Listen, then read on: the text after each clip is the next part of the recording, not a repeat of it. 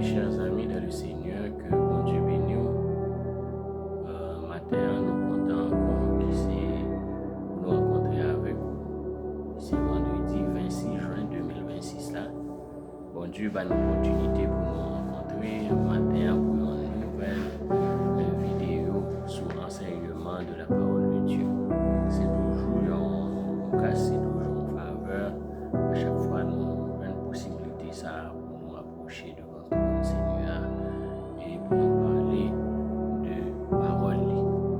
Je vais prier très rapidement pour nous capables d'entrer dans l'enseignement que nous gagnons matin. Seigneur, nous bénissons, Dieu merci parce que tu es impossible, nous dormir bien.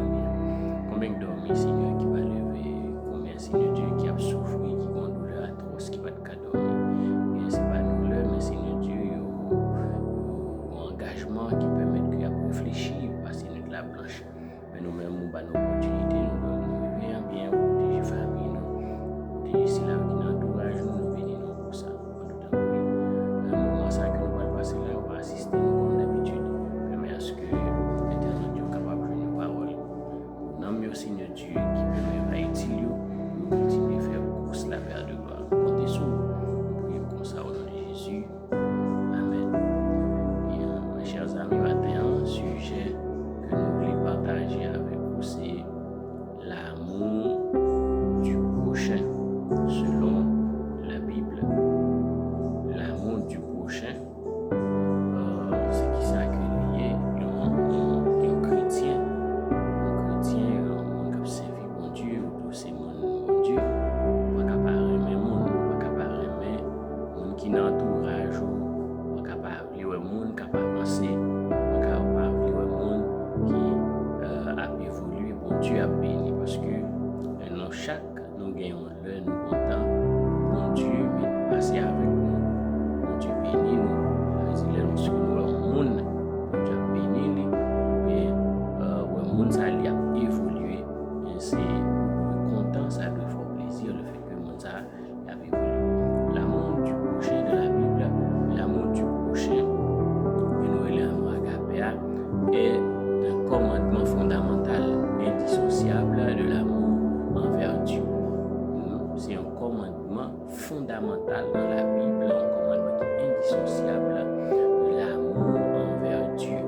Il ne s'agit pas d'un simple sentiment, mais d'un engagement concret, d'un respect profond et d'une volonté active de rechercher le bien-être de l'autre. C'est pas un simple c'est pas un simple sentiment que vous devez gagner, mais c'est un engagement qui est concret. On est là, un bagage concret. C'est un bagage qui est concret, c'est pas des bagages que nous n'avons pas limité là, mais c'est pas que nous avons posé action pour nous montrer que nous vraiment l'amour que nous gagnons pour l'autre monde. C'est l'amour du prochain, il demandé pour gagner respect pour le monde. Il demandé pour gagner respect pour le monde et pour gagner volonté pour chercher bien-être l'autre monde. On ne va pas de monde qui va tête seulement, qui va petit tout, qui va madame, qui va pour famille seulement. Et la Bible demande même ennemi nous aimer, mes chers amis. Il y a des gens qui va vouloir mon avancer devant, qui va vouloir mon évoluer, et puis le monde ça a évolué, et bien il était dans pas doué et exister selon eux. Nous avons quelques principes fondamentaux. La règle d'or, tu aimeras ton prochain comme toi-même. C'est une règle que Dieu en bail que vous pouvez aimer prochain même gens, vous aimez tout. Ce verset présent dans l'Ancien Testament, Lévitique 19, le verset 18, est cité par Jésus dans Matthieu 22, verset 39. Tu aimeras ton prochain comme toi-même. Érige l'estime de soi, saine comme mesure de respect et de la considération à accorder aux autres. Aimer mon même gens avec propre tête, c'est estimer que vous devez, ces mesures que vous devez prendre pour respecter le monde et pour qu'il y ait considération pour le monde, même gens ou bien pour tête ou même gens ou bien madame ou petit ou, mais pour qu'il y ait considération pour l'autre monde, mes chers amis. Le complètement nouveau. Dans le Nouveau Testament, Jésus va plus loin en demandant à ses disciples de s'aimer les uns les autres. Jésus, dans l'Ancien Testament, il dit nous devons aimer prochain nous-mêmes, nous aimer tellement. Mais dans le Nouveau Testament, Jésus allait plus loin pour le dire disciples, ils doivent aimer.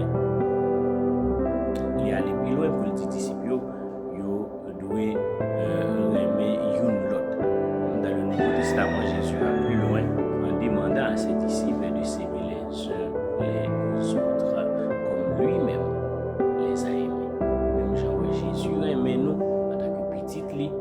Même genre aimait nous, il appréciait nous, il y a considération pour nous, il y a compassion pour nous. C'est même genre nous devons aimer nous, nous devons avoir compassion pour nous, mes chers amis. Nous ne devons pas vouloir nous progresser. Bien. Selon alors lui demander non seulement pour nous aimer moun, pour nous gagner estime pour moun, mais lui demander sacrifice, c'est une sorte de son sacrifice suprême, c'est-à-dire jusqu'au sacrifice suprême selon Jean 13 le verset 34. Selon Jean 13 le verset 34, l'accomplissement de la loi. L'apôtre Paul souligne que l'amour ne fait point de mal au prochain. L'amour est donc l'accomplissement de la loi. Lorsque vous aimez un monde, vous ne pouvez pas faire monde ça mal, vous ne pouvez pas faire mal pour lui. C'est bien, vous toujours voulu pour monde ça. Romains, selon Romains 13, le verset 10. Comment se traduit cet amour au quotidien, au jour le jour? L'action et le partage. La Bible enseigne à secourir les nécessités. Monde qui n'a besoin, monde qui n'a nécessité. On va pas passer, faire comme si pas ouais, monde cependant, il n'a besoin, ou connaît il a besoin, ou des moyens qu'à aider, et pour faire comme si on va comprendre rien. Cependant, la Bible demande pour nous soutenir monde qui n'a nécessité, à être généreux et apporter les fardeaux les uns des autres. Et pas en question, ça c'est situation pas on s'est fait pas m'occuper, non, je dois occuper de la problème, on doit problème l'autre, c'est ça la Bible demande, mais bien aimé, on va supposer faire comme si nous pas ouais, serviteur qui a souffert, on va supposer faire comme si nous pas ouais, serviteur qui a souffert, nous ouais ça, nous pas besoin faire monsieur nous soulier, parce que là ça, nous pas exercer ça que bon Dieu m'a dit pour nous exercer. Selon Galates 6, le verset 2, la Bible enseigne à secourir les nécessités, à être généreux et porter les fardeaux les uns des autres. L'absence de préjugés. Le prochain inclut non seulement la famille et les amis, mais aussi l'étranger, le marginal et même ses signes. Non seulement l'amour, pas de préjugés, pas de préjugés dans les mêmes mondes. Pas de aimer ça parce que il y a possibilité, il y a moyen, on connaît les cas souffrir, c'est lui aimer. On doit aimer tout le monde. On doit aimer tout le monde, pas de préjugés. Le prochain inclut non seulement famille, non seulement amis, mais le monde qui passe en même tout étranger. Lorsque moi dans la rue, mon monde a besoin de cette nécessité, de porter attention à elle. Mon yo marginalisé, mon yo oublié, eh bien, nous devons oublier, nous devons aimer. Et la Bible est plus loin pour le demander nous aimer même ennemis. Il y a des gens qui disent, dans le livre, tu n'es pas tombé sur l'estomac, il ne va pas pardonner. Eh bien, la Bible demande pour aimer ennemis. Selon Matthieu 5, le verset 44. Dernier point d'après, le pardon et la compassion.